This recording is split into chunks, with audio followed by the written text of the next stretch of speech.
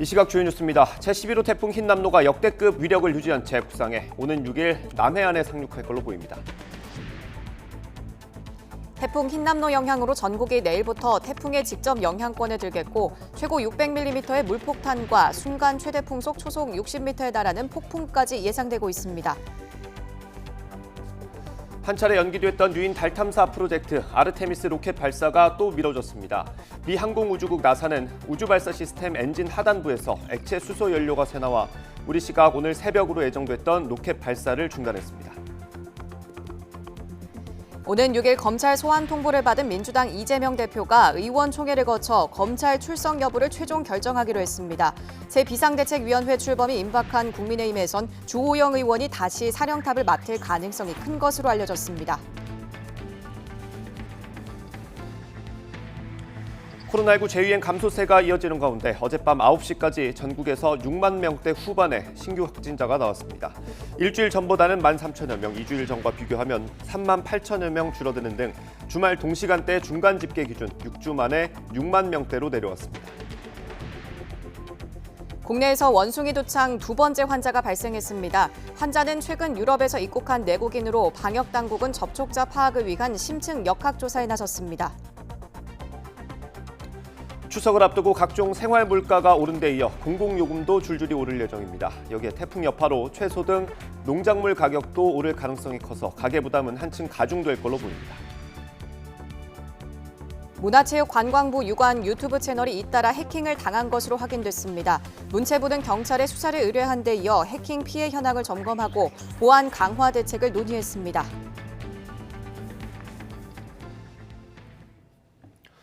시청자 여러분 안녕하십니까? 휴일 아침 굿모닝 YTN 2부 시작합니다. 제11호 태풍 흰남노가 북상해 모레인 오는 6일쯤 남해안에 상륙할 걸로 보입니다.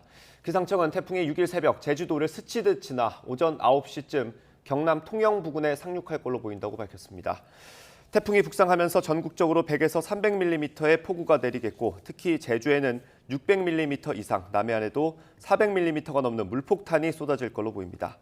특히 오늘도 제주도와 남해안에 월요일인 내일은 수도권과 영서, 충남 북부에 집중호우가 쏟아지겠고 6일에는 전국적으로 시간당 최고 100mm가 넘는 폭우가 내릴 걸로 보입니다. 폭우와 함께 태풍 중심에서 가까운 제주도와 남해안에는 초속 60m의 관측 사상 가장 강한 바람이 불 걸로 보입니다. 또 동해안과 울릉도, 독도에는 초속 30에서 40m의 돌풍이 불겠고 서울을 비롯한 수도권에도 초속 15m 안팎의 강풍이 예상됩니다. 태풍 흰남노가 오늘 우리나라 남해안에 상륙할 것으로 예보된 가운데 윤석열 대통령이 직접 태풍 상황 점검 회의를 주재합니다. 윤 대통령은 오늘 오후 2시 용산 대통령실 위기관리센터에서 회의를 열고 관계 부처 장관과 각 지자체, 기상청, 산림청 등을 화상으로 연결해 태풍 관련 상황을 확인하고 철저한 대비를 당부할 예정입니다. 앞서 윤 대통령은 어제 서면 브리핑을 통해 태풍 흰남노 북상과 관련해 최고 단계로 대응 태세를 갖추라고 지시했습니다. 이런 선제 조치 지시에 따라 행정안전부는 어제 오전 10시부터 중앙재난안전대책본부를 가동했고 태풍 호우 위기경보 수준을 관심에서 주의로 한 단계 올렸습니다. 집중호우 한 달이 지났지만 100명 넘는 주민이 여전히 집으로 돌아가지 못한 곳이 있습니다. 반지하에 살던 일가족 3명이 숨진 서울 신림동 일대입니다. 수마가 핥힌 상흔이 채 가시기도 전에 태풍 소식이 전해지면서 주민들은 마음을 졸이고 있습니다. 황보혜경 기자가 보도합니다. 지난달 집중호우로 침수 피해를 본 서울 신림동 반지하 주택입니다. 젖은 장판을 모두 뜯어내 시멘트 바닥이 고스란히 드러나 있습니다. 물에 잠겼던 싱크대는 부서져 바닥에 나뒹굴고 있습니다. 그릇이나 냄비 등 미처 챙기지 못한 물건들이 아직 집안에 남아 있습니다. 창문에는 물막이판도 설치돼 있었지만 침수 피해를 막기엔 역부족이었습니다. 지대가 낮은 데다 반지하 가구가 많아 수해를 입은 관악구 주택만 무려 4,800여 곳. 발달장애인 일가족 3명이 집에서 빠져나오지 못하고 목숨을 잃는 참사로 이어졌습니다. 이 동네에서 내가 한 40년 살았는데 요번과 같이 그렇게 많이 쏟아진 적은 뭐 그렇게 많지는 않았는데 그 반지하에 있는 사람들은 그냥 물이 다 들어가가지고 물이 막 그냥 목까지 쳐 올라와가지고 냉장고들이 둥둥 떠서 다니고 습기가 다 마르지 않아 주민들은 시멘트 바닥 위에 돗자리와 텐트를 펴놓고 생활하는 처지입니다. 이재민도 700여 명 나왔는데 여전히 주민 100여 명은 임시 거처에서 지내고 있습니다. 현재 한 달이 넘게 저희 못 들어오고 있고 앞으로도 한두 달 정도는 더 못 들어오지 않을까 싶긴 하네요. 문제는 초강력 태풍이 한반도로 북상하고 있다는 점입니다. 상흔이 채 가시기도 전에 또다시 들려오는 비 소식에 주민들은 맘 편히 잠을 이룰 수 없습니다. 물이 언제 쳐들어올란지 누구도 장담 못 하잖아요. 태풍이 온다 하는데 쟤는 아들이 날 데리고 온다 하니까는 아들 따라 임시 피해 가 있으려고 그럽니다. 추석 연휴를 앞두고 폭우의 악몽이 되풀이될까 봐 주민들은 불안한 하루하루를 보내고 있습니다. YTN 황보혜경입니다. 윤석열 대통령의 복심으로 꼽혔던 이른바 윤핵관들의 이선 후퇴가 가시화하면서 여권 내 권력 구도가 요동치고 있습니다. 국정 운영 중심이 여의도를 벗어나 용산에 있는 검찰과 관료 그룹으로 이동하게 된 건데 본격적인 윤석열표 정치의 시작이라는 분석이 나오고 있습니다. 조은지 기자의 보도입니다. 정치 신인을 1년여 만에 대통령으로 이끈 윤석열 정부의 개국 공신 그 첫 손은 단연 장제원 의원입니다. 오만하지 않고 겸손하게 성공한 정부 윤석열 대통령이 이끌겠습니다. 손잡아 주십시오. 장제원 의원이 사상의 아들인 게 맞습니다. 믿고 찍어주시면 이 분들과 전부 함께 하는 것입니다. 윤석열 대통령의 의중을 가장 정확히 꿰뚫는다는 평가 속에 당선인 비서실장으로 새 정부 내각과 대통령실 인선을 주도했습니다. 윤 대통령의 정치선언 순간 함께했던 권성동 원내대표는 스스로 대선 1등 공신이라 표현했을 정도로 윤핵관 맏형으로 꼽혔습니다. 두 사람은 당과 대통령 사이 가교 역할을 톡톡히 했지만 수차례 불협화음을 노출하기도 했습니다. 우리가 윤석열 정부를 탄생하는데 앞장선 만큼 윤석열 정부가 성공해야 우리 당도 살고 또 우리 정치인으로서 우리 장제원 의원과 저도 국민들로부터 제대로 된 평가를 받을 수 있으니까. 집권 여당의 내홍과 거듭된 인사 실패에 결정적으로 내부 총질 문자까지 노출된 직후 20%대 지지율로 휴가에 돌입한 윤 대통령은 그 시점 헤어질 결심을 굳힌 것으로 보입니다. 나토 정상회의 때 불거진 민간인 사적 수행 보도의 유출 경위를 찾는 과정에서 여의도로 각종 정보를 흘린 윤핵관 라인들이 발각됐고 최근에 대규모 감찰까지 번진 것으로 전해졌습니다. 특히 정무라인과 시민사회 수석실은 인적 쇄신 폭탄을 맞았고 윤 대통령은 공개 경고장을 날렸습니다.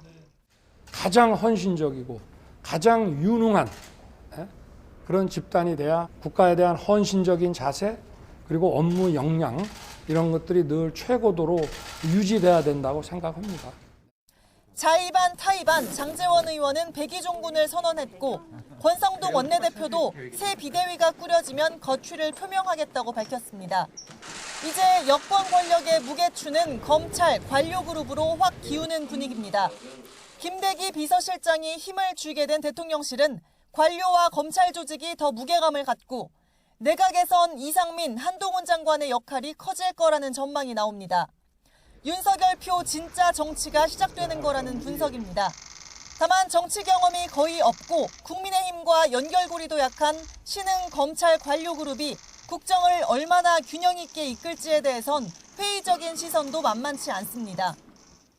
마음 한편에 은근하게 정치인 불신을 품고 있는 윤 대통령이 여의도의 새로운 윤석열 라인을 구축하는 시발점이 될 거라는 관측도 제기됩니다. YTN 조은지입니다. 국민의힘 이준석 전 대표와 가까운 김웅 의원은 중앙당 윤리위원회 이 전 대표 추가 징계 가능성을 거론하며 전당대회에서 당을 장악해야 한다고 주장했습니다. 서울 강남 북카페에서 열린 국민의힘 바로 세우기 토크 콘서트에 참석한 김 의원은 부끄럽지 않은 국민의힘을 만들기 위해 도와달라며 이같이 말했습니다. 그러면서 이 전 대표가 양두구육이란 말로 징계당할 가능성이 있다며 비유법을 써 당대표가 날아가는 초유의 사태를 아마도 보게 될 거라고 설명했습니다. 또 그게 아니면 신군부 표현을 썼다고 징계할 수 있다면서 이 전 대표에게 독재자라고 얘기하는 건 괜찮고 신군부라고 하는 건 징계가 되는 놀라운 세상을 보게 될 거라고 꼬집기도 했습니다. 대선 과정에서 허위 사실을 공표한 혐의로 검찰의 소환 통보를 받은 민주당 이재명 대표는 출석 여부를 의원총회에서 논의하기로 했습니다. 어떤 상황이든 정치적인 공세는 거셀 걸로 보입니다. 정현우 기자의 보도입니다. 대장동과 백현동 개발 사업 관련 발언이 허위라고 문제 삼은 검찰을 향해 민주당 이재명 대표는 전형적인 트집 잡기라며 여유 있는 모습으로 반박했습니다. 그럼에도 6일로 예정된 검찰 소환에 응할 것이냐는 질문에 즉답을 피했습니다. 경찰, 검찰을 총동원해가지고 이재명을 잡아보겠다고 하셨는데 결국 말꼬투리 하나 잡은 것 같습니다. 대표님, 검찰이 소환 일자를 6일로 못 박았는데 제1야당 대표의 서초동 출석 여부가 전국 뇌관으로 잠재한 모양새인데 이 대표는 새로 당직에 임명한 의원들과 상견례에서 조언을 구한 것으로 전해졌습니다. 이 자리에서도 서면 조사로 충분한 일을 공개 소환 통보한 건 명백한 정치 보복이라며 불출석 기류가 우세했던 것으로 전해집니다. 다만 검찰에 나가지 않을 경우 이 대표를 겨냥한 여권의 방탄 프레임 공세에 고전할 수 있다는 우려도 함께 나옵니다. 그렇다고 이 대표가 검찰에 출석할 경우엔 추석 연휴 밥상 민심에 이른바 사법 리스크가 회자되는 달갑지 않은 상황과 마주할 수 있습니다.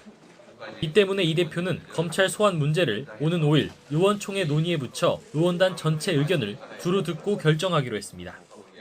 현재로선 친명계와 비명계 구분 없이 검찰 수사에 반감이 큰 만큼 신중한 대응을 주문하는 목소리가 예상됩니다. 이것은 제1야당의 대표에 대해서 망신을 주려고 하는 것이고 또 괴롭히자는 것밖에는 아니기 때문에 우리 당의 모든 의원들이 이에 대해서 격분하고 있습니다. 의총에선 또 강경파를 중심으로 거론돼온 김건희 여사 특검법과 이상민 한동훈 장관 탄핵 카드에 대한 공감대가 확산할 여지도 있습니다. 다만 지난해 경기도 국정감사 때도 이 대표는 당 만류를 뿌리치고 국감에 직접 출석해 대장동 의혹 정면 돌파를 선택한 바 있습니다. 행정가에서 정치인으로 옷을 갈아입은 이 대표가 의총 논의를 통해 이번엔 어떤 선택을 내릴지 관심이 집중됩니다. YTN 정현우입니다. 민주당 이재명 대표는 과거에도 같은 혐의로 대법원 판단까지 받은 적이 있습니다. 당시 대법원에서는 무죄가 나왔는데 이번 검찰 수사에서도 이 대표 측에게 유리한 판례로 작용할지 주목됩니다. 홍민기 기자입니다. 이재명 더불어민주당 대표에게 적용된 혐의는 공직선거법상 허위사실 공표입니다. 선거에서 당선될 목적으로 의도적으로 허위사실을 알릴 경우 적용되는데 이 대표에게 이런 혐의가 적용된 건 처음이 아닙니다. 지난 2018년 지방선거를 앞두고 경기도지사 후보 토론회에서 친형을 정신병원에 강제 입원시키려 하지 않았다는 허위사실을 말해 고발당한 겁니다. 형님을 정신병원에 입원시키려고 하셨죠? 저는 그런 일 없습니다. 왜 없습니까? 2심에서는 당선 무효에 해당하는 벌금 300만 원을 선고받았지만 대법원은 무죄 취지로 판결을 뒤집었습니다. 원심 판결 중 유무죄 부분을 포함한 유죄 부분을 파기하고 이 부분 사건을 수원고등법원에 환송한다. 검사의 남의 상고를 기각한다. 대법원은 당시 이 대표의 발언이 의혹을 제기하는 상대방 질문에 답변하거나 해명한 것으로 당선을 위해 일부러 허위 사실을 공표한 것으로 보기 어렵다고 판단했습니다. 특히 후보자들 사이에 질문과 답변이 즉흥적으로 이어지는 토론의 특성상 일부 부정확한 표현이 있다고 해서 모든 발언에 대해 법적 책임을 묻는 것은 해결책이 될 수 없다고 설명했습니다. 이번엔 대선 후보 시절 발언으로 같은 혐의가 적용된 이 대표 측은 대법원의 이 판례를 토대로 정치적 표현의 자유 등을 대응 논리로 삼을 가능성이 큽니다. 다만 이번 의혹은 이 대표의 국정감사장과 방송 인터뷰 발언에서 나온 만큼 토론회와는 다르게 봐야 한다는 견해도 적지 않습니다. 토론회와 달리 사전에 예상 질문과 답변을 준비할 수 있고 주변인의 도움도 받을 수 있기 때문에 이런 자리에서 거짓말을 했다면 의도적으로 허위 사실을 공표한 것으로 볼 수 있다는 겁니다. 물론 단순히 착오를 일으켰을 가능성도 있는 만큼 발언 장소와 배경 등 종합적인 상황에 따라 혐의 적용이 다를 수 있다는 게 법조계 중론입니다. 결국 검찰은 이 대표 주변인들 진술과 통화 기록 등 객관적인 증거를 통해 이 대표의 혐의를 들여다볼 전망입니다. 숨진 성남도시개발공사 실무자를 몰랐다는 발언과 관련해선 이미 두 사람의 해외 출장 사진과 당시 실무자가 이 대표를 언급한 영상통화 내용 등이 공개되기도 했습니다. 이 대표 측은 서면 조사로도 충분하다며 불출석 의사를 내비치고 있는데 공소시효 완성이 얼마 남지 않은 만큼 만약 불출석할 경우 검찰은 기존 수사 내용을 바탕으로 최종 결정을 내릴 것으로 보입니다. YTN 홍민기입니다. 이원석 검찰총장 후보자는 더불어민주당 이재명 대표 의혹 수사에 대해 국민 우려를 불식할 수 있도록 오로지 증거와 법리에 따라 공정하게 수사해 처리하겠다고 밝혔습니다. 이 후보자는 국회에 제출한 인사청문회 서면 답변서에서 이같이 설명했습니다. 또 조국 전 장관과 이재명 대표 부부 사건의 압수수색이 과도하다는 지적엔 법관이 적법하게 발부한 영장과 적법한 절차에 따라 압수수색 등의 수사를 진행한 것으로 한다고 답했습니다. 반면 대통령 관저공사 특혜와 도이치모터스 주가 조작 사건 등 김건희 여사 관련 의혹의 수사 진행 상황은 보고받지 못했다며 구체적 내용을 알지 못해 답변하기 어렵다고 했습니다. 아울러 김 여사의 허위 경력 기재 의혹도 현재 경찰에서 수사를 하고 있어서 다른 기관 업무에 관해 답변하기 어렵다고 설명했습니다.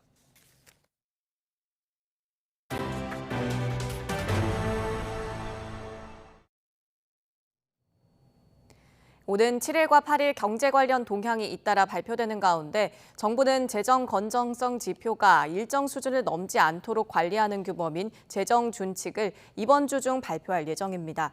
정부는 국내 총생산 대비 관리 재정 수지 적자 비율을 3% 이내로 관리하되 GDP 대비 국가 채무 비율이 60%를 초과할 때는 관리 재정 수지 적자 비율을 2% 이내로 조이는 내용의 재정 준칙을 준비하고 있습니다. 대규모 재해나 경제 위기가 발생해 추가 경정 예산을 편성할 때는 재정 준칙 적용을 면제하지만 위기가 해소되면 다음 해부터 재정 건전화 계획에 따라 준칙 이내로 복귀해야 합니다. 최근 주식시장이 연일 흔들리면서 갈피를 못 잡고 우왕좌왕하는 개인 투자자들이 늘고 있습니다. 반면 안전자산으로 꼽히는 예적금 수요는 꾸준히 올라서 지난달에만 7조 원 넘게 몰렸습니다. 강희경 기자입니다.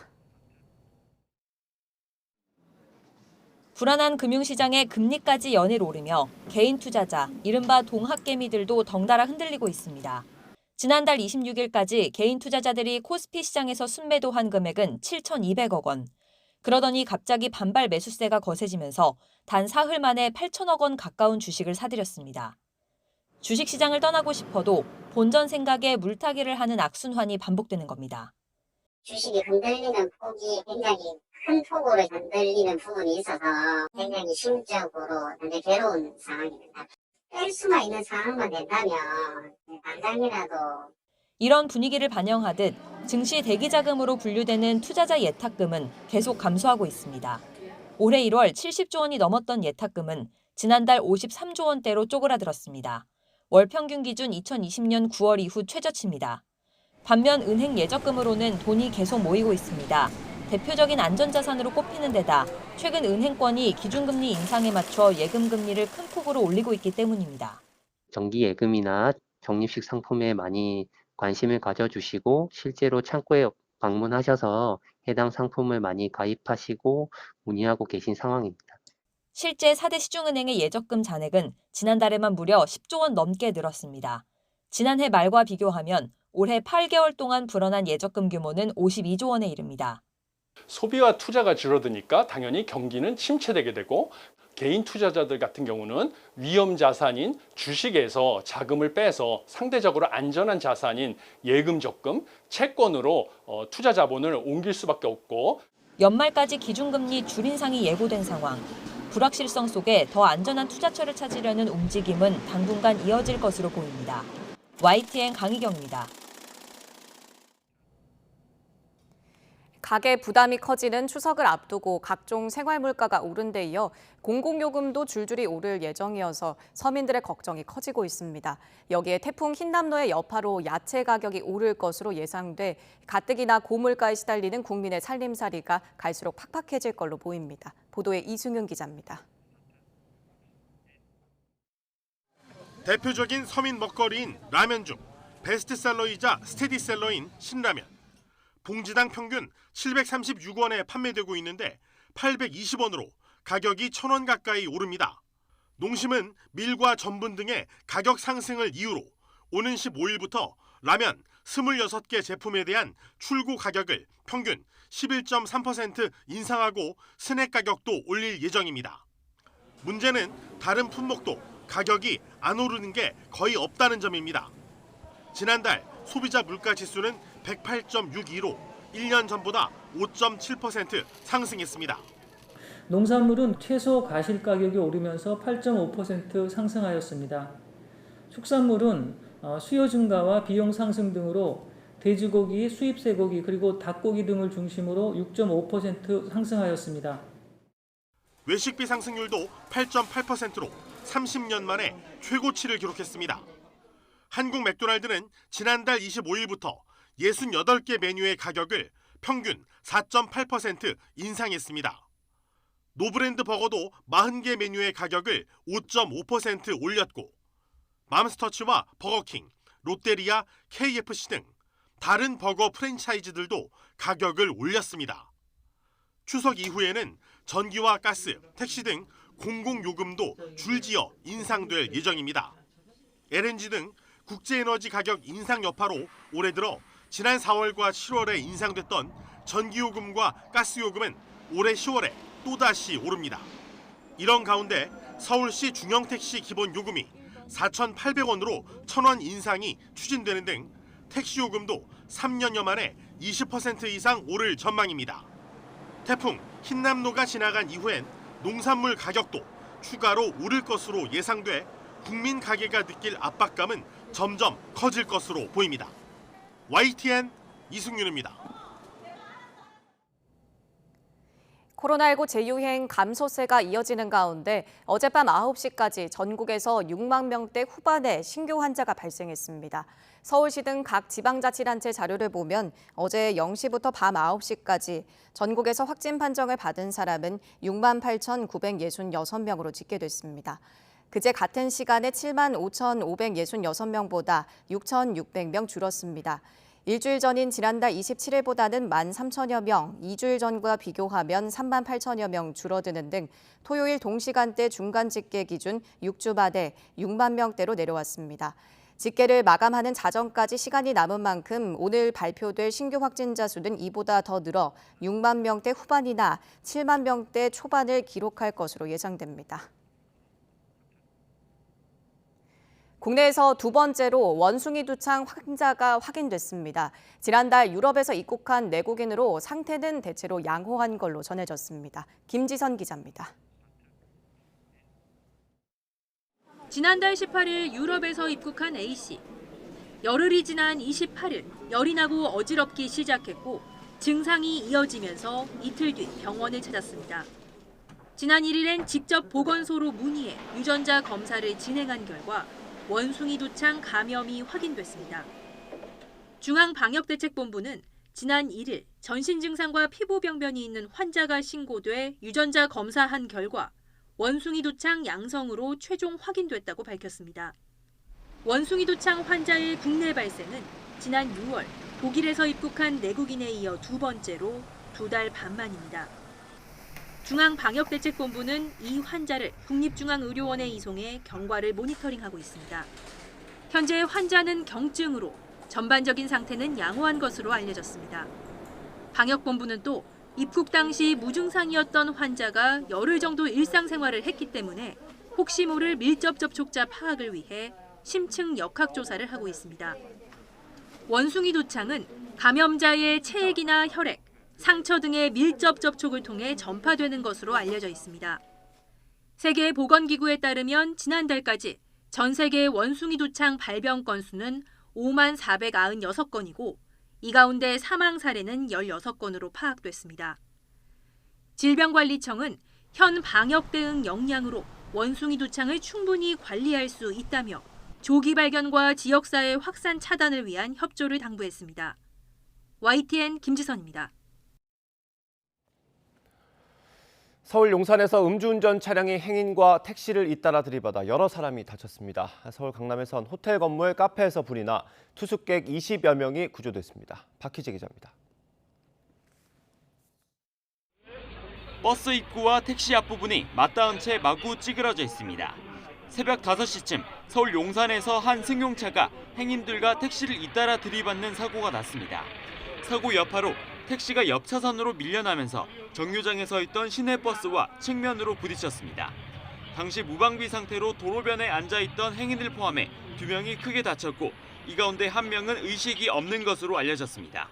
또 버스 승객과 승용차 동승자 등 6명이 통증을 호소해 병원으로 옮겨졌습니다.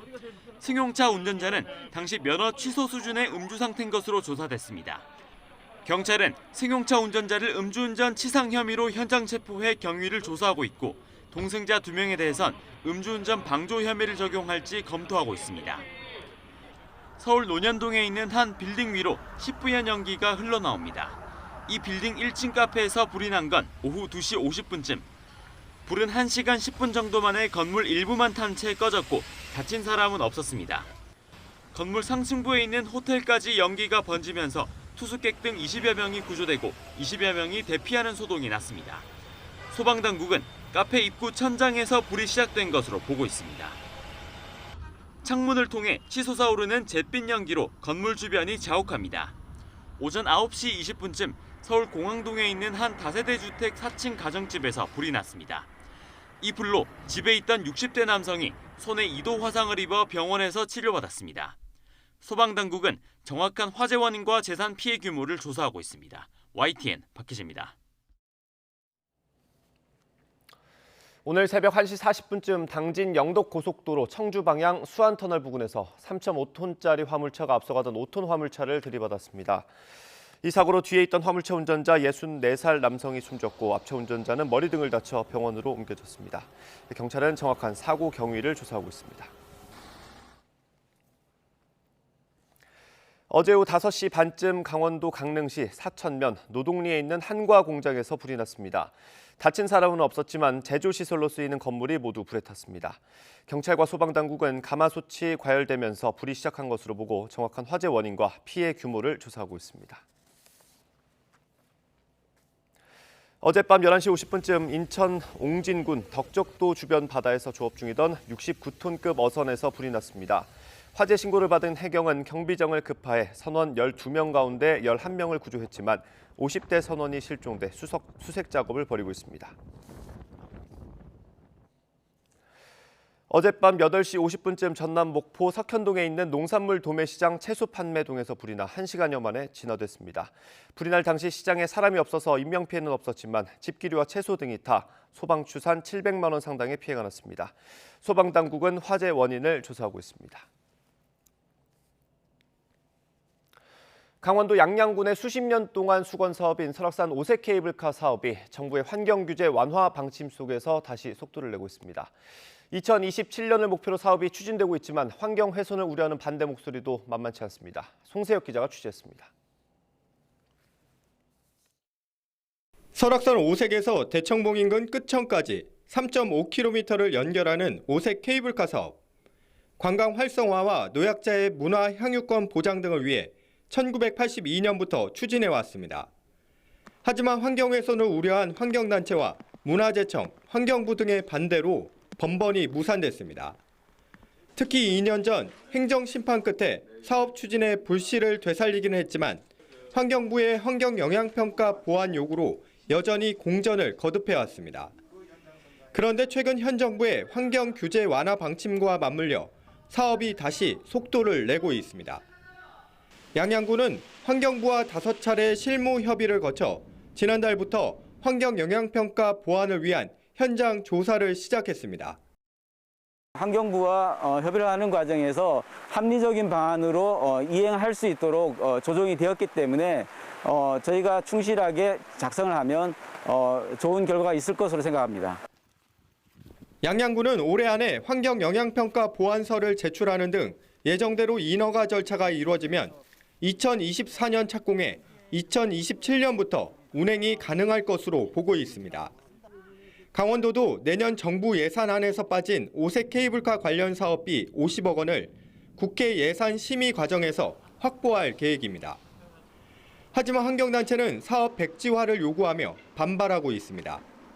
3년 전 환경부가 환경영향평가에서 자연환경과 생물 다양성 등의 부정적인 영향이 우려된다는 결론을 이미 내렸다는 겁니다.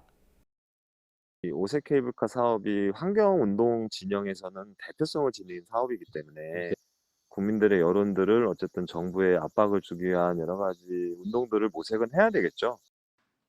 찬반 의견이 팽팽히 맞서고 있는 만큼 재추진 과정에서 상당한 진통이 예상됩니다. YTN 송세혁입니다. 수원에서 생활고를 겪던 새 모녀가 숨지면서 복지 사각지대가 또 그대로 드러났습니다. 제주에도 도움의 손길이 닿지 않는 사람이 10,000명이 넘습니다. 특히 이 가운데 1,000명 정도는 어디에 있는지 파악되지 않고 있습니다. KCTV 제주방송 최영석 기자의 보도입니다. 제주도가 오는 10월 15일까지 복지 사각지대 발굴 시스템 운영 현황 전반에 대한 대대적인 점검에 나섰습니다. 도움의 손길이 미치지 않아 비극으로 생을 마감한 수원 세모녀와 같이 복지 사각지대에 놓인 고위험군을 확인하기 위해서입니다. 이번 점검은 특히 복지 사각지대 발굴 시스템 명단과 실제 거주 여부를 확인하는 데 초점이 맞춰집니다. 현재 제주 지역 복지 사각지대 대상자는 1,174명. 올 들어 지난 6월까지 전기료나 수도요금, 건강보험료 체납 등 34개 기준에 따라 발굴한 결과입니다. 하지만 이 가운데 소재가 불명한 사람은 1,094명이나 됩니다. 전체 복지 사각지대 대상자 10명 가운데 1명꼴입니다. 이들 대부분은 주민등록상의 거주지와 실제 거주지가 달라 복지행정 공무원이 수소문해도 연락이 닿지 않고 있습니다. 다만 이 가운데 20% 정도는 의료시설 등에서 지내는 것으로 확인됐습니다. 일단은 그 집에 다시 한번 찾아가 보고 주소지에 찾아가 보고 또 주변에 뭐 집주인이라든지 아니면은 주변에 이렇게 탐문할 수 있는 데까지도 저희가 한번 인터뷰를 해서 그 실태를 한번 파악해 보려고 하는 계획입니다. 이처럼 복지 사각지대 대상자로 확인되더라도 연락이 닿지 않으면 어떤 복지 혜택도 받을 수가 없는 상황입니다. 제주도는 읍면동 지역사회보장협의체와 명예사회복지공무원 등 지역 내 민관 협업을 통해 고위험군을 발굴할 계획입니다. 복지 사각지대 문제를 해소하기 위한 촘촘한 사회 안전망이 필요해 보입니다. KCTV 뉴스 최영석입니다. 20년 넘게 답보 상태였던 영남 알프스 케이블카 사업이 본격화됩니다. 내년 9월 착공해서 2025년 준공이 목표인데 울주군은 케이블카가 들어서면 연간 60만 명이 이용할 것으로 예상하고 있습니다. JCN 울산중앙방송 구현희 기자의 보도입니다. 환경단체와 환경부의 반대로 번번이 무산됐던 영남 알프스 케이블카 사업이 다시 한번 도전장을 내밉니다. 울주군은 다음 달 사업 시행사인 세진중공업과 실시협약을 체결하고 사업을 본격 추진합니다. 세진중공업이 케이블카 사업 우선협상 대상자로 선정된 지 1년 7개월 만입니다. 케이블카 노선은 하부 정류장인 영남 알프스 복합 웰컴센터에서 상부 정류장인 신불제까지 2.47km가 유력합니다. 케이블카는 8인승이나 10인승 캐빈형 곤돌라로 운행되고 요금은 왕복 15,000원에서 2만 원 선이 될 전망입니다.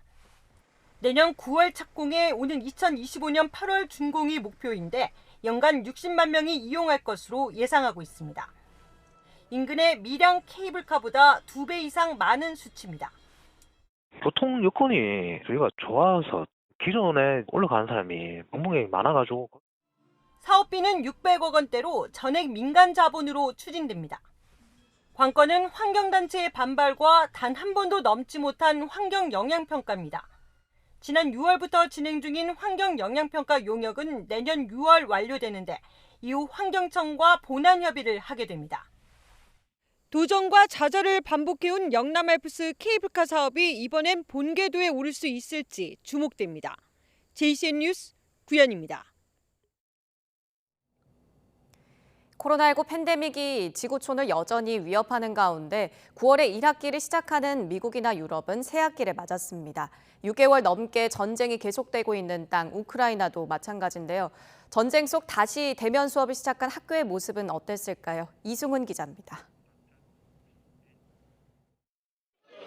새 학기의 주인공은 누가 뭐래도 초등학교 1학년 새내기입니다. 입시며 왕따 같은 단어를 전혀 찾아볼 수 없는 그들의 입학식에 그저 기대와 희망만이 가득합니다. 하지만 엄마는 교실보다 먼저 찾은 곳이 있습니다. 대피소입니다. Не маємо права ми зараз свої страхи передавати на дітей.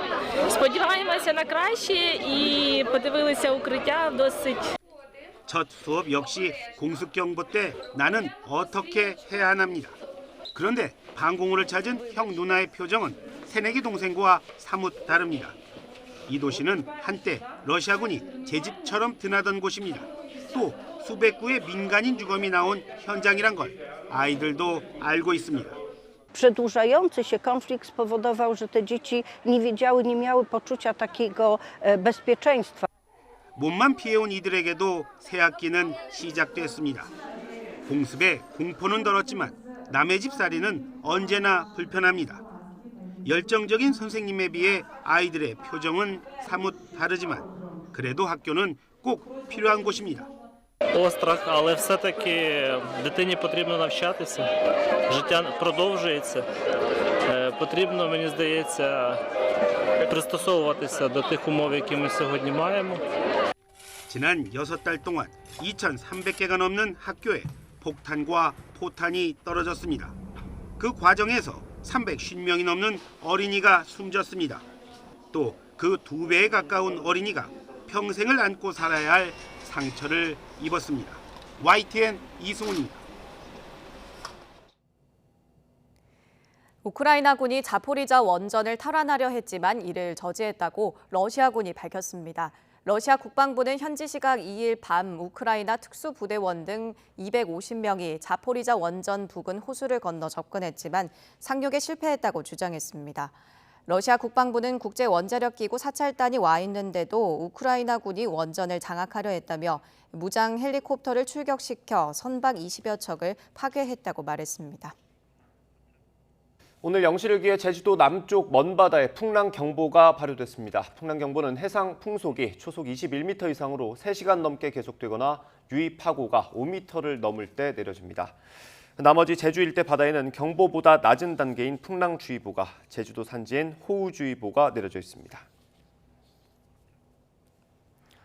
제11호 태풍 흰남노는 폭풍 해일까지 몰고 올 가능성이 있습니다. 2003년 태풍 매미로 인한 해일 피해 악몽이 재현되지 않을까 우려됩니다. 이승은 기자입니다.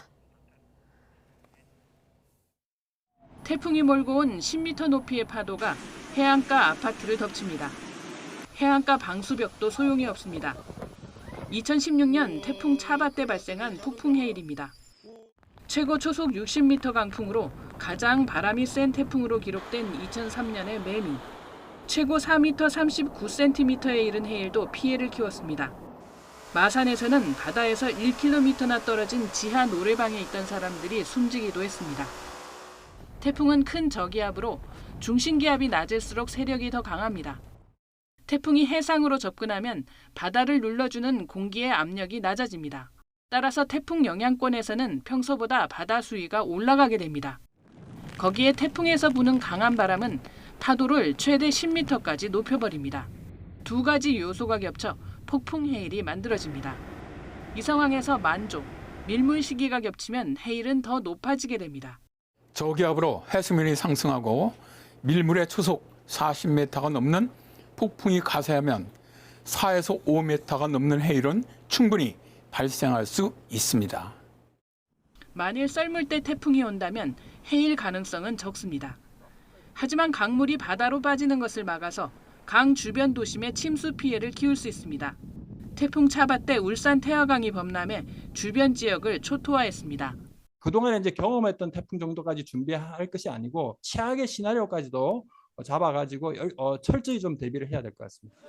해안가 주민들은 비상 상황을 염두에 두고 대피할 수 있는 장소를 미리 파악해 두고 정전에도 대비하는 것이 좋습니다. YTN 이승은입니다.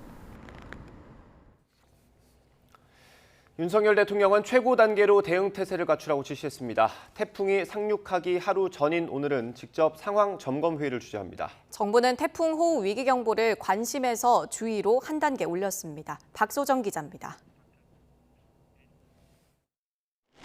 북상하고 있는 11호 태풍 흰남노의 위력이 과거 태풍 매미급 이상일 것이란 예보에 윤석열 대통령은 최고 단계로 태풍 대응 태세를 갖추라고 지시했습니다. 특히 취약계층의 재난 안전에 신경을 기울이고 내각 모두 혼연일체가 돼 총력 대응할 것을 당부했습니다. 윤 대통령의 선제 조치 지시에 따라 행정안전부는 오전 10시부터 중앙재난안전대책본부를 가동했습니다. 태풍 호우 위기 경보 수준은 관심에서 주의로 한 단계 올렸습니다. 우리나라 재난위기경보는 관심, 주의, 경계, 심각까지 4단계로 이루어져 있습니다.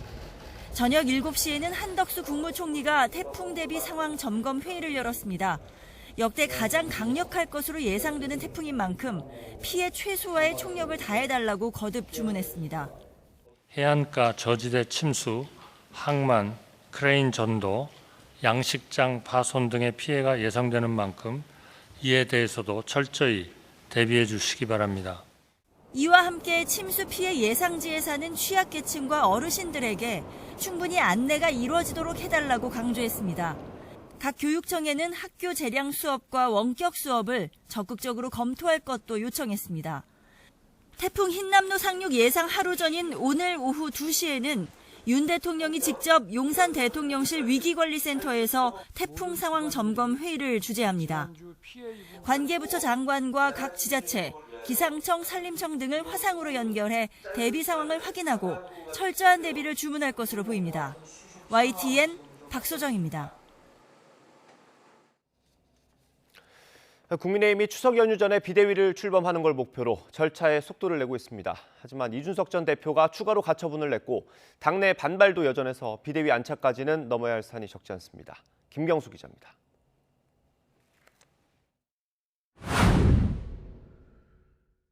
비상대책위 전원을 위한 비상상황 요건을 구체적으로 명시한 당헌 개정안은 1차 관문을 일사천리로 넘었습니다.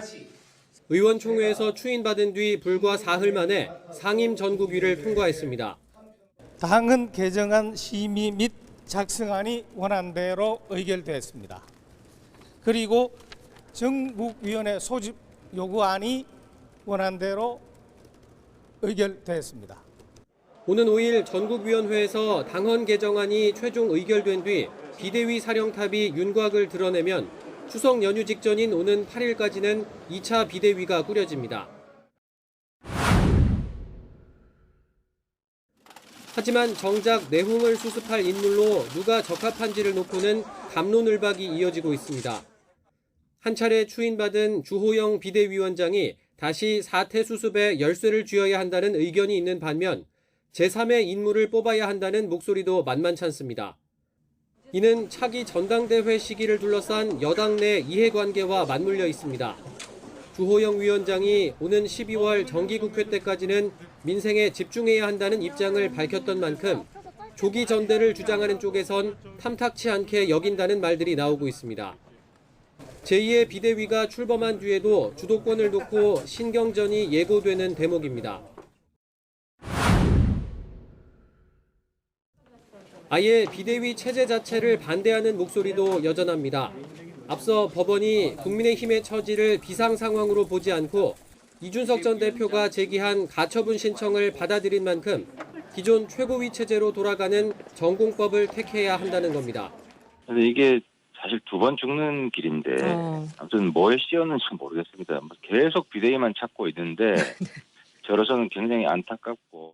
이준석 전 대표가 새 비대위 추진 움직임에 맞서 추가로 법적 대응에 나선 터라 재판부의 판단에 따라 여당 지도체제가 또 한 번 출렁일 수 있습니다. 비대위 출범을 둘러싼 공방전에서 현재까진 이준석 전 대표가 판정승을 거뒀습니다. 그런데 이 전 대표에 대한 국민의힘 윤리위의 추가 징계가 변수로 떠올랐습니다. 당원들에게 모멸감을 주는 언행에 대해 강력히 규탄, 경고하며 추가 징계에 대한 윤리위원회의 조속한 처리를 촉구합니다.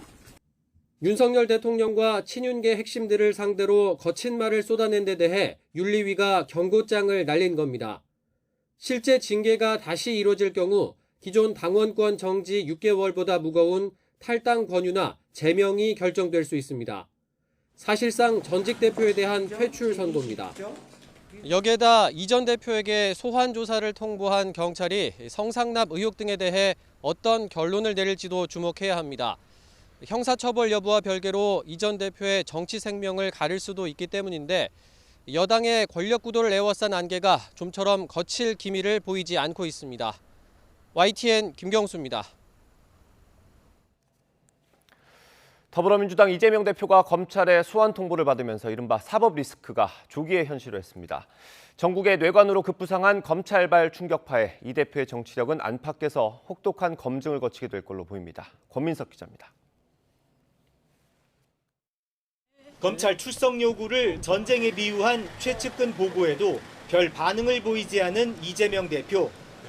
이튿날 광주를 방문한 자리에선 작심 비판을 쏟아냈습니다. 당 심장인 광주에서 강경 대응을 천명하며 지지층 뿌리부터 결집을 노리는 전략적 발언으로 해석됩니다. 경찰, 검찰을 총동원해가지고 이재명을 잡아보겠다고 하셨는데 결국 말꼬투리 하나 잡은 것 같습니다. 먼지털이 하듯이 털다가 또 안 되니까 또 엉뚱한 거 가지고 꼬투리 잡고 그런 거 적절하지 않다. 전당대회 닷새 전 김혜경 여사 소환, 정기국회 개회 첫날 이재명 대표 소환 통보. 이를 두고 당내에선 계파 구분 없이 검찰 수사를 정치 보복으로 규정하며 일사불란한 반발이 이어지고 있습니다.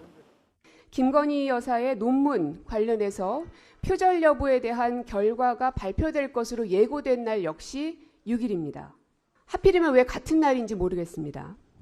다만 이 대표 개인의 사법 리스크가 당 명운을 좌우하며 민생 이슈를 지울 수 있다는 일각의 우려도 함께 나옵니다.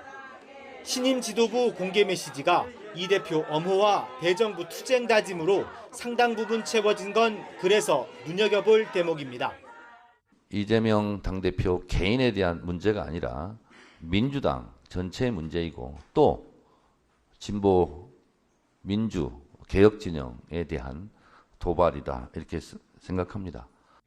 당장은 검찰 수사에 맞서 함께 싸워야 한다는 단일 대오 경향성이 강하지만 정부 여당의 실정을 놓고 치열하게 다퉈야 할 정기국회에서 이 대표 사법 리스크 방어에만 당력이 쏠릴 경우 잠잠했던 계파 갈등을 자극할 여지도 있습니다. 또 당 내홍에 쏠린 민심의 눈총을 민주당으로 돌려 전국 주도권을 쥐려는 국민의힘 공세도 계속될 예정이어서 이재명 대표는 좁혀오는 검찰 수사와 잠재된 당내 불만, 여당발 견제까지 삼중파고를 넘어야 하는 사법 리스크 복합 시험대에 올랐습니다. YTN 권민석입니다. 정의당 류호정 의원이 비례대표 국회의원 총사퇴 권고에 대한 전당원 투표 결과 발표를 하루 앞두고 기회를 달라고 호소했습니다. 류 의원은 어제 SNS에 올린 글에서 비례대표 전원 사퇴 요구는 다른 비례의원이 아닌 자신과 장혜영이란 낯선 정치인에 대한 당원들의 평가일 수밖에 없다며 자신의 낯선 정치가 앞으로는 기필코 성공하도록 하겠다며 이같이 밝혔습니다. 이어 정의당과 자신이 분리돼 있다는 느낌을 지우기 위해 당원과 시민을 끊임없이 만나고 설득하며 달라지겠다고 강조했습니다. 박지원 전 국가정보원장은 국방부의 BTS 병역 특례 여론조사 검토 논란과 관련해 왜 병무행정마저 헤매냐며 자신은 BTS 병역 면제를 환영한다고 밝혔습니다. 박 전 원장은 SNS에 2002년 한일 월드컵 축구대표팀의 병역 특례 결정 당시 여론조사를 한 기억이 없다며 이같이 적었습니다. 이어 당시 홍명보 주장이 문체부 장관인 자신에게 16강에 진출할 테니 후배들의 병역 면제를 바란다고 했고 김대중 전 대통령은 병무행정의 고충에도 이를 허락해 4강에 진출했다고 설명했습니다. 지난 문재인 정부가 역점 추진했던 경항공모함 예산이 내년도 국방 예산안에는 빠졌습니다. 경항모 도입이 사실상 좌초됐다는 분석과 함께 필요성을 놓고 찬반 논란이 또다시 불거지고 있습니다. 신준병 기자입니다. 경항공모함 도입과 관련해 올해 편성된 예산은 72억 원입니다. 지난해 말 당시 여당인 더불어민주당이 단독으로 처리한 기본 설계 예산인데 윤석열 정부가 출범한 이후 기본 설계 입찰 공고가 지연되며 예산 집행이 미뤄지고 있습니다. 여기에 정부는 내년도 국방 예산을 편성하면서 경항모 관련 예산을 아예 배정하지 않았습니다. 이에 따라 문재인 정부의 역점 사업이었던 경항모가 윤석열 정부 들어 사실상 무산됐다는 관측과 함께 경항모의 필요성에 대한 찬반 논란까지 재점화했습니다. 논쟁의 중심은 경항모의 전술적 효용성과 예산입니다. 한반도 지형상 육상에서 발진한 전투기가 도달하지 못할 곳이 없기 때문에 수조 원에 달하는 경항모를 개발하는 건 예산 낭비라는 지적과 한반도 자체만 놓고 보면은 항모의 필요성이 그닥 높아지지 않아요. 우리 항공기의 어떤 작전 반경이라든가 이런 것들이 이미 충분히 넓고, 반면 북한의 공격으로 공군 활주로가 파괴됐을 때 경항모가 전투기를 띄울 수 있는 제2의 수단이 될 수 있을 뿐더러 유사시 상륙작전을 지원하고 재해, 재난구호 등 다양한 안보 위협에 효과적으로 대응할 수 있다는 반박도 제기됩니다. 다른 나라에서 보유하고 있는 경항모라고 얘기하는 것들은 보면 다목적 함들이 좀 많아요. 상륙함의 특성과 항모의 특성, 그리고 유사시에는 재난이나 이런 부분에서도 이제 지원이 가능하고. 해군은 한반도 방위를 넘어 미래 전력으로서의 경항모를 강조합니다. 남중국해와 동중국해 등 핵심 해상 무용로에 대한 중국의 위협이 커지는 상황에서 경항모가 억지력을 발휘하는 수단이 될 수 있다는 겁니다. 이런 찬반 논란 속에 경항모 예산이 완전히 배제된 정부의 내년도 국방 예산안이 국회의 심의를 거치며 또 어떤 진통을 겪게 될지 주목됩니다. YTN 신준명입니다. 북한이 오는 7일 우리의 정기국회에 해당하는 최고인민회의를 개최합니다. 경제와 민생 문제를 해결할 대책이 주로 논의될 거란 예상이 나오는 가운데 이틀 뒤엔 정권 수립일도 예정돼 있어서 북한이 도발을 재개할 기회로 삼을지 주목됩니다. 홍주혜 기자입니다. 봄 가뭄과 여름철 집중호우에 이어 이번엔 태풍입니다. 주의경보를 내리고 비상대응 체제에 들어간 북한은 자연재해가 닥쳐도 농작물 생산에 차질이 빚어져선 안 된다며 주민들을 다그치고 있습니다. 가뜩이나 안 좋은 식량 사정이 더 나빠지는 걸 어떻게든 막아야 하기 때문입니다. 올해는 돌방지대나 중산간지대 할 것 없이 어디서나 알곡을 정보당 한 톤씩 더 생산하기 위한 결사전을 벌여야 하며 맡은 알곡 생산 목표를 기어이 점령해야 합니다. 이런 가운데 오는 7일엔 최고인민회의가 소집됩니다. 최고인민회의는 우리로 치면 국회에 해당하는 기관으로 헌법과 법령을 제정하거나 수정 보충하는 역할을 맡습니다. 올해 들어 두 번째 열리는데 앞서 북한은 이번 회의에서 사회주의 농촌발전법과 원림 녹화법 채택 등을 토의할 거라고 예고했습니다. 경제와 민생 문제, 특히 지난 6월 전원회의에서 급선무로 제시한 농업과 경공업 분야 대책이 집중 논의될 거란 전망입니다.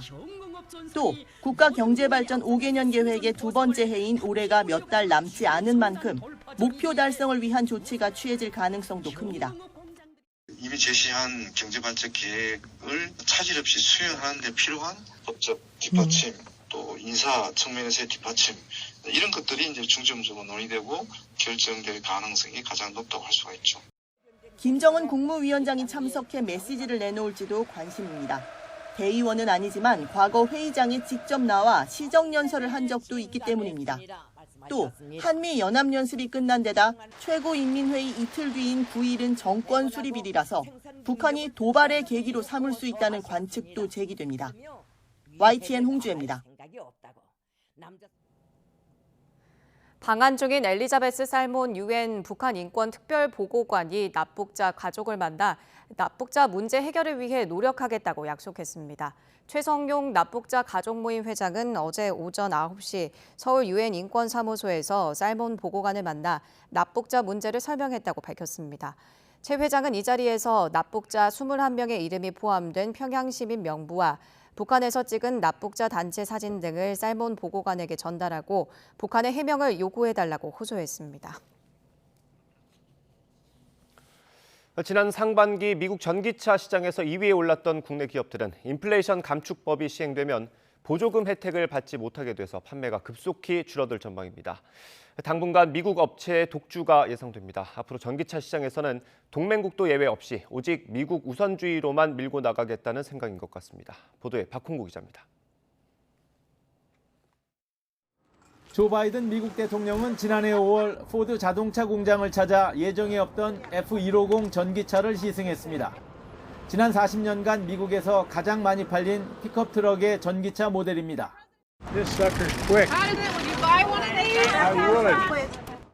미국산 전기차에 대한 대통령의 지대한 관심. 이런 상황에서 인플레이션 감축법이 지난달 16일 발효됐습니다. 이 법에 따라 북미에서 최종 조립된 전기차에 대해서만 보조금 혜택을 주고 업체당 20만 대로 정한 한도는 폐지됐습니다. 미국산 전기차에 보조금 몰아주기가 가능해진 겁니다. 법 발효 전 기준으로 보조금 혜택을 받을 수 있는 현대차와 기아의 전기차는 모두 27만 대 정도 남아 있었지만 무의미한 숫자가 됐습니다. 반면 18만 8천 대가 팔려 보조금 만료를 앞두고 있던 포드는 인플레이션 감축법의 최대 수혜자가 됐습니다.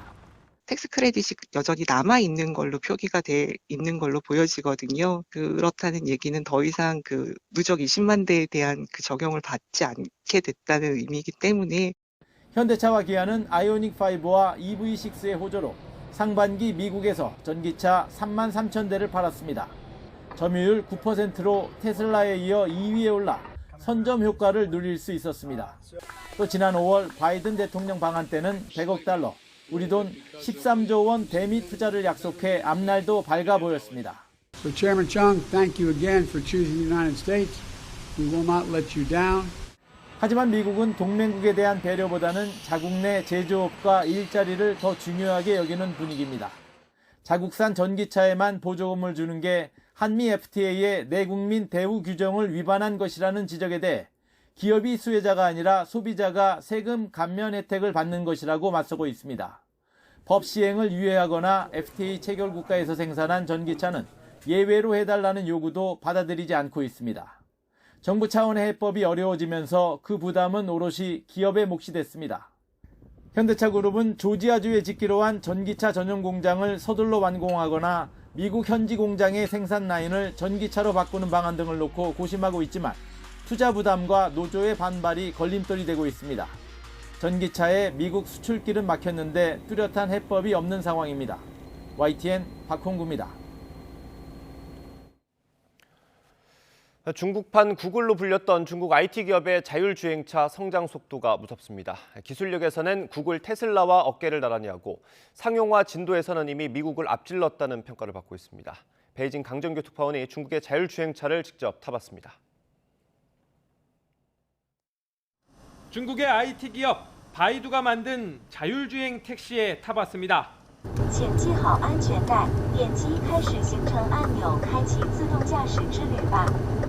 태블릿 PC의 안내와 함께 스스로 움직이기 시작합니다.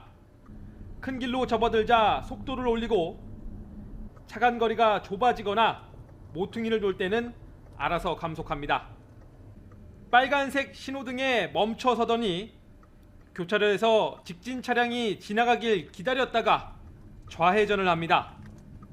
길가에 행인이나 자전거도 감지하는데 가끔은 이렇게 실수도 합니다.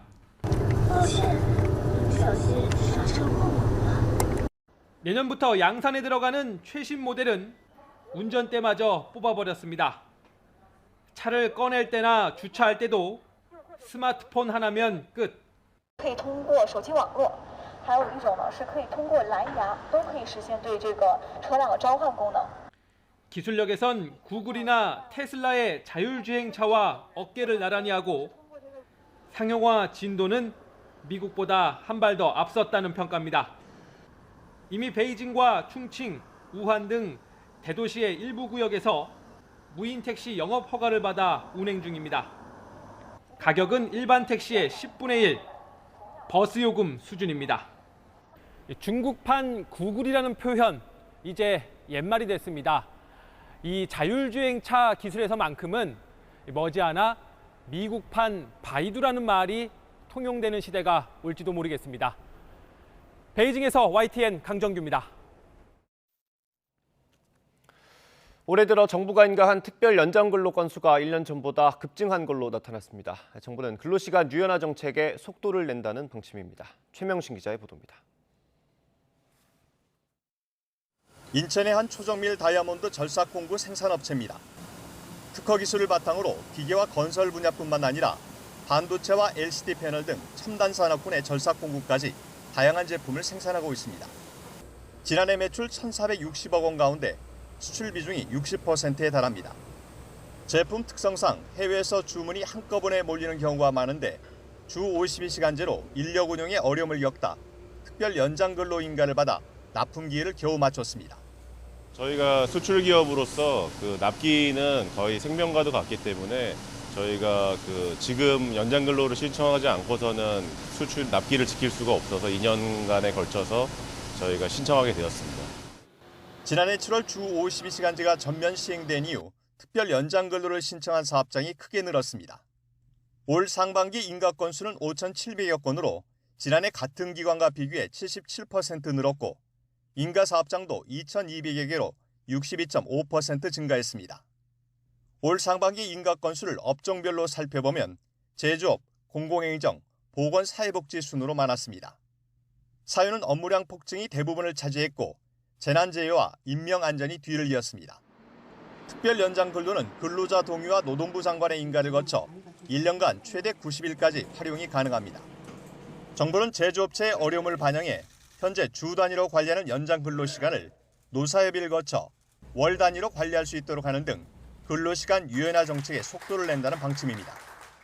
현장의 다양성을 반영하고 일부 불합리한 부분은 개선될 수 있도록 주 52시간제의 기본 틀 속에서 근로자와 기업의 선택권을 넓혀주어야 한다고 봅니다. 이에 대해 노동계는 주 52시간제를 무력화하고 노동시간을 무한대로 늘릴 가능성이 있다며 반대 입장을 분명히 하고 있습니다. 정부는 전문가들로 구성된 미래 노동시장 연구회를 통해 다음 달까지 구체적인 근로시간 유연화 개편 방안을 내놓을 예정이어서 노동계와의 극한 갈등을 예고하고 있습니다. YTN 최명순입니다. 문화체육관광부와 관련된 유튜브 채널이 잇따라 해킹을 당한 것으로 확인됐습니다. 사흘 사이 계정 3개가 공격을 당했습니다. 문체부는 경찰에 수사를 의뢰했습니다. 김다연 기자의 보도입니다. 구독자 26만여 명을 보유한 대한민국 정부 공식 유튜브입니다. 각종 정부 정책 홍보 영상 등이 올라오는데 이른 새벽 돌연 일론 머스크가 등장하는 가상화폐 라이브 영상이 방송됐습니다. 우리 정부 로고 옆에 뜬 채널 이름은 스페이스X 인베스트. 해킹을 당한 겁니다. 구글에서 바뀐 채널의 이름을 검색해 들어가 봤습니다. 이렇게 대한민국 정부 채널로 바로 연결됩니다. 이 계정을 관리하는 문화체육관광부는 새벽 3시 20분쯤 채널 이름이 변경됐다며 오전 7시 20분쯤 복구를 완료했다고 밝혔습니다. 이어 이 밖에 피해는 없었지만 정확한 해킹 유입 경위에 대해 유튜브 측에 확인을 요청했고 경찰에 수사를 의뢰했다고 덧붙였습니다. 앞서 한국관광공사 채널도 2차례에 걸쳐 해킹 공격을 받아 현재 계정을 사용할 수 없는 상태입니다. 국립현대미술관의 유튜브 채널도 지난 1일 새벽 해킹으로 가상화폐 관련 라이브 영상이 나왔다가 약 2시간 만에 복구됐습니다. 문화체육관광부 관련 유튜브 채널이 사흘 사이 3곳이나 공격을 받은 겁니다. 유튜브를 운영하는 구글 측은 해킹 사실을 확인했다며 정확한 원인을 파악하고 있다고 전했습니다. YTN 김다현입니다. 문화체육관광부는 대한민국 정부 공식 유튜브 채널과 산하기관인 한국관광공사, 소속기관인 국립현대미술관 유튜브 채널의 해킹 피해 현황을 점검하고 보안 강화 대책을 논의했습니다. 문체부는 전병극 1차관 주재로 연 대책회의에서 다른 소속기관과 산하공공기관에서 운영하는 유튜브 채널 등 누리 소통망에 대한 추가 피해 상황을 점검했습니다. 앞으로 이상 징후 발생 시 신속한 대응 시스템을 마련하는 등 사이버 보안 관리 체계도 강화하기로 했습니다. 50여 년 만에 다시 시작하는 달 탐사 계획 아르테미스의 로켓 발사가 또다시 연기됐습니다. 첫 번째 시도 때와 마찬가지로 연료 누출 문제가 발목을 잡았습니다. 류조혜복 기자입니다. 유인 달 탐사 계획 아르테미스 로켓 발사를 7시간가량 앞둔 이른 아침, 연료 주입을 시작하자마자 이상이 발견됐습니다. 추진체인 액체 수소가 샌 것입니다. Got an update on the liquid hydrogen loading. They are in stop flow at the moment. There was a leak detected in the engine cavity.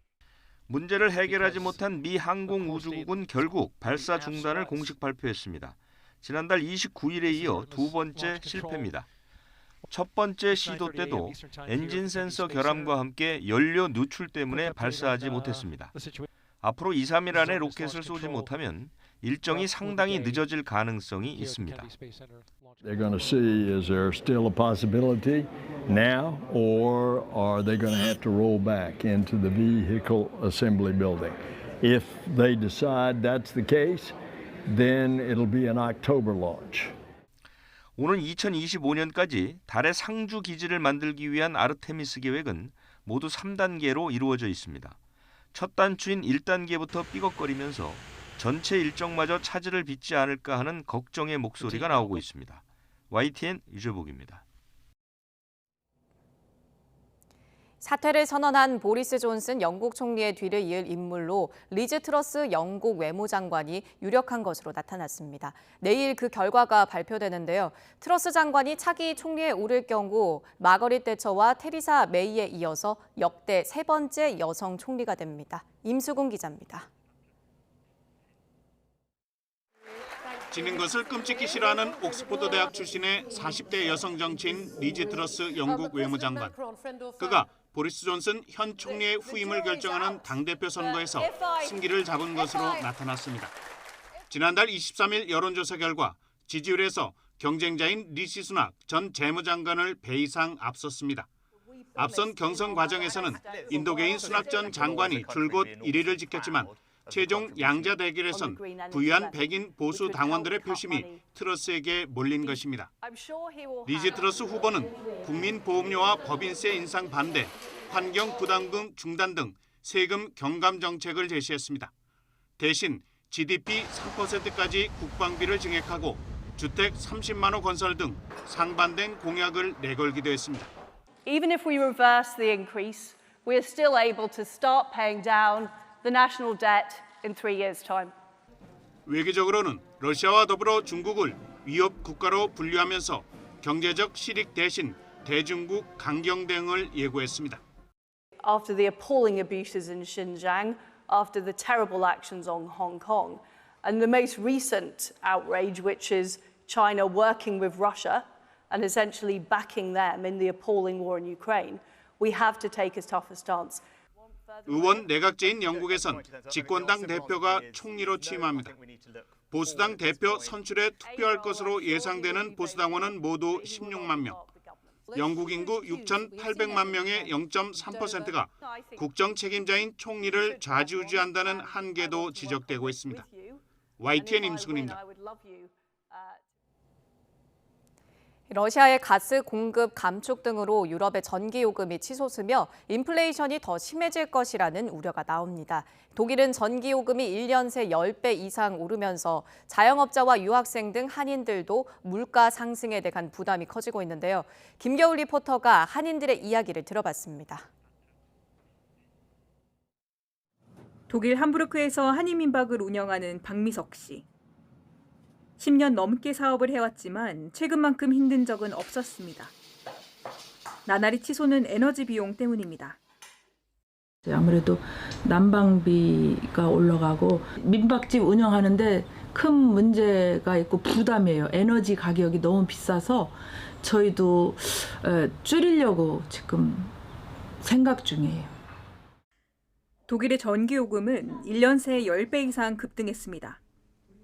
독일의 대러시아 가스 의존도는 전체 사용량의 55%에 이르는데 러시아가 지난 7월 말 노르트스트림 1을 통한 가스 공급량을 20%까지 줄였기 때문입니다. 여기에 최악의 가뭄으로 전력 난까지 겹치면서 에너지 가격은 계속 오르고 있습니다. 문제는 에너지 가격 인상을 시작으로 인플레이션 악화가 더 심해질 수 있다는 점입니다. HSBC와 UBS 등 유럽은행들도 독일 등 유럽 대륙의 에너지 시장이 더 악화될 것으로 우려된다면서 경기 침체를 경고하고 있습니다. 도미노처럼 심각한 경제난으로 이어질 수도 있는 만큼 독일에 사는 한인들의 불안도 커집니다. 소비자들도 집에서 가정에서 가스값, 전기값 모든 물세가 올라니까 아마 제일 먼저 아끼는 것 중에 하나가 음식에 아낄 것 같아요. 사실 학생으로서 가장 피부에 와닿는 점은 물가입니다. 마트에 가면 인플레이션으로 인해 가격이 인상된다는 표시가 생필품에 붙어 있으며 따라서 현지인뿐만 아니라 유학생들도 먹고 마시는 장바구니 물가에 대해 크게 염려하고 있습니다. 독일 정부는 에너지 수급과 요금 안정을 위해 에너지 기업에 부유세를 부과하는 방안을 검토하기로 했습니다. 여기에 올겨울 공공기관의 실내 온도를 섭씨 19도까지만 높이도록 조치하는 등 대책 마련에 나섰습니다. 하지만 근본적인 사태 원인 해결 전까지는 실제 에너지난 극복에 시간이 걸릴 것으로 보입니다. 독일 함부르크에서 YTN 월드 김겨울입니다. 캐나다에서는 간호사가 크게 부족해지면서 의료 현장이 위기에 빠졌습니다. 응급실과 중환자실이 문을 닫고 환자가 의료진을 만나려면 장시간 대기 예약하는 등 상황이 심각한데요. 왜 그런지 캐나다 밴쿠버에서 이은경 리포터가 전해드립니다. 캐나다 간호사 연합연맹에 따르면 올여름 캐나다 전역에서 200개 넘는 응급실과 중환자실이 폐쇄됐습니다. 환자들이 의료진을 만나기 위해 대기하는 시간도 크게 늘었습니다. 캐나다의 의료 체계가 이처럼 위기를 맞은 건 간호사 숫자가 크게 부족해졌기 때문입니다. But there's not enough nurses to put out the orders. So patients are waiting 6 hours just to see a doctor in the emergency department, which no one should have to wait that long. We have shortage of nurses. On top of that, nurses are getting sick. So all that accumulates and patients are still flooding in. 간호사 부족 현상은 베이비붐 세대 간호사들이 대거 은퇴한 데다 코로나19 팬데믹 기간에 퇴직이 늘었기 때문으로 풀이됩니다. 제가 아는 두 분도 65세까지 한다고 했는데 일찍 리타이어 하셨어요. 내 자신에 대한 건강, 내가 어떻게 될지 모르고 나로 인해서 내 가족이 어떻게 될지 모르는 그런 리스크에 대한 그런 두려움. 올해 1분기를 기준으로 캐나다 전역에서 간호사 인력이 약 13만 7천 명이나 부족한 것으로 집계됐습니다. 남은 간호사들의 업무 부담은 그만큼 커졌습니다. 최근 발표된 설문조사 결과를 보면 간호사 4명 중 1명꼴로 3년 안에 이직할 의향이 있는 것으로 나타나 간호사 부족 현상은 더 심해질 것으로 보입니다. 캐나다 정부는 10년 전 없앤 연방 최고 간호관을 최근 부활시키면서 간호사들의 목소리를 듣고 인력 부족 현상을 해결해 나가겠다고 밝혔습니다. 주별로도 캐나다 이민을 원하는 간호 인력의 교육 비용을 지원하는 등 대책 마련에 나섰습니다. 최근 BC주는 비숙련 간병인이라 할지라도 낮은 점수로도 이민할 수 있도록 특혜를 주고 있습니다.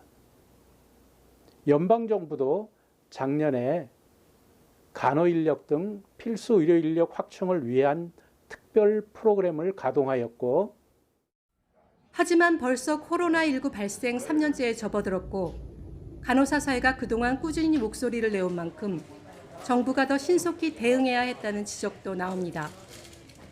제때 치료받기를 원하는 환자들과 과로에 시달리는 현장의 간호사들 모두 한시라도 빨리 문제가 해결되길 바라고 있습니다.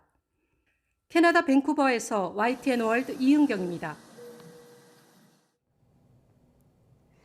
일본 도쿄에서는 인기 상권의 변화가 생겨 눈길을 끌고 있습니다. 외국인 관광객과 젊은 층이 중심이던 전통 상권 하라주쿠 지역이 위축되고 한류의 인기에 힘입어 시노쿠보가 다시 주목받고 있는 건데요. 박병효 리포터가 현장을 다녀왔습니다. 일본 도쿄의 패션 1번지로 꼽히는 젊은이들의 거리 하라주쿠. 중심 지역에서 조금만 벗어나 보니 곳곳에 임대 편말이 눈에 띕니다. 코로나19 이후 방문객이 줄어들면서 활력을 잃은 거리에는 건물 전체가 임대 매물로 나올 만큼 공실이 늘어나고 있습니다. やっぱり前よりは少しやっぱり空いてる感じはするんですけど 그동안 하라주쿠 등 전통 상권에 외국인 관광객이 많이 몰렸던 만큼 코로나19로 인한 여행객 감소가 주된 원인. 여기에 일본 10대에서 20대 중심의 한류 열풍도 상권 변화에 영향을 미쳤다는 분석이 나옵니다. 최근 들어 하라주쿠보다는 한류 중심 거리인 시노쿠보가 인기 지역으로 다시 떠오르고 있는 겁니다. 주말이면 시노쿠보 거리는 한국 문화를 즐기기 위한 젊은이들로 인산인해를 이룹니다. 韓国のコスメだったりとか、食事、お菓子とかもそうですし、あとそうですね、音楽とかも結構韓国のアイドルの音楽が流れてたりするので、雰囲気がだいぶ違うかなと思います。今ビザとか取るの韓国に行くために取ったりしなきゃいけない状況なので、新大久保に来ることで韓国の空気を少しでも味わえることができるので、すごく助かってますし、前よりも多分来る頻度が高くなったのかなって。 코로나19 이전까지 하루 평균 약 12만 명이 방문했던 시노쿠보 지역은 코로나19로 방문객 수가 최대 50% 급감했다가 사랑의 불시착과 이태원 클라스를 비롯한 한국 드라마와 BTS 등 K-팝의 인기로 다시 증가하고 있습니다.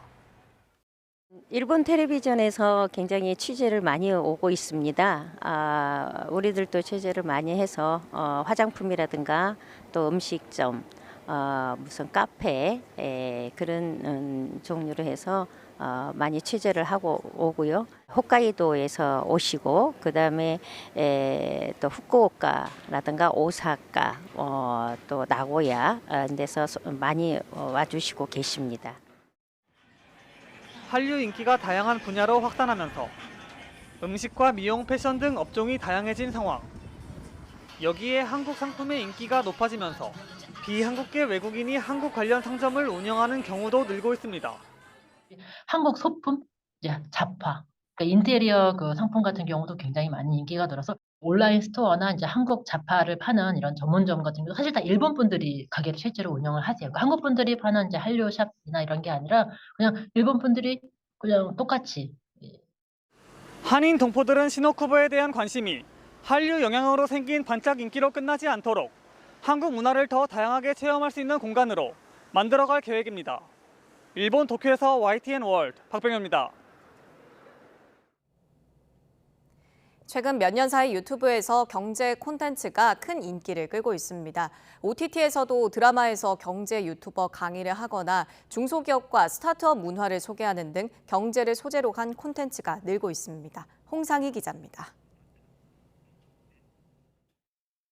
첫 투자로 전세 계약금을 날린 예비 신부. 여러분은 주식을 왜 하시나요?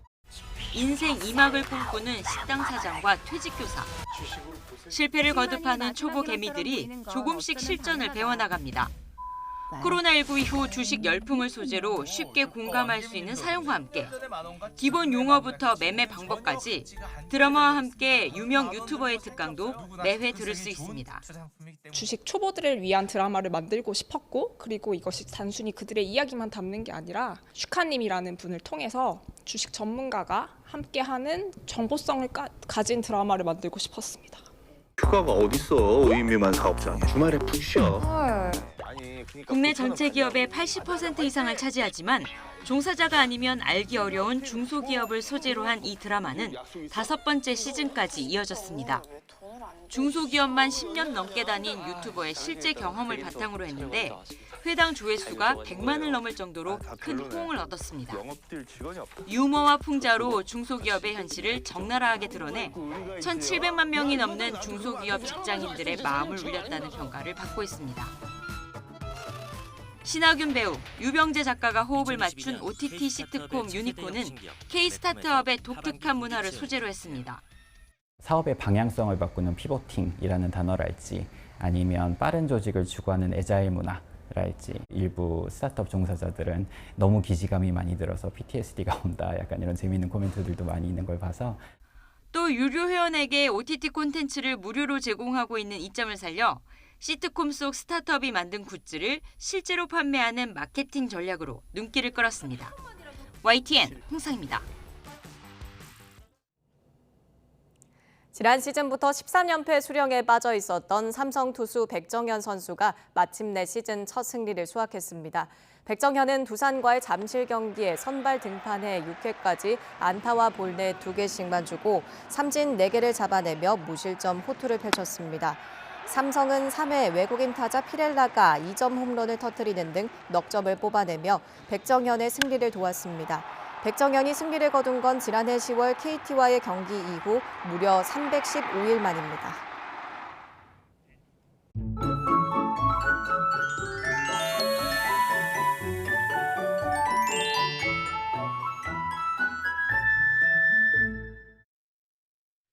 네. 태풍 흰남노는 현재 타이완 동쪽 부근 해상에서 느리게 북상하고 있습니다. 화요일 새벽 2시쯤 서귀포 동쪽 해상을 지나서 화요일 아침 8시쯤에는 통영에 상륙할 것으로 보이는데요. 이에 따라 현재 남해 전해상과 서해 남부 해상에 풍랑특보가, 남해안과 제주도에는 강풍주의보 내려져 있습니다. 모레까지 전국적으로 최고 300mm, 특히 제주 산간의 많은 곳은 600 이상, 남해안과 영남 동해안은 400mm 이상의 큰 비가 예상됩니다. 비도 비지만 강풍이 비상입니다.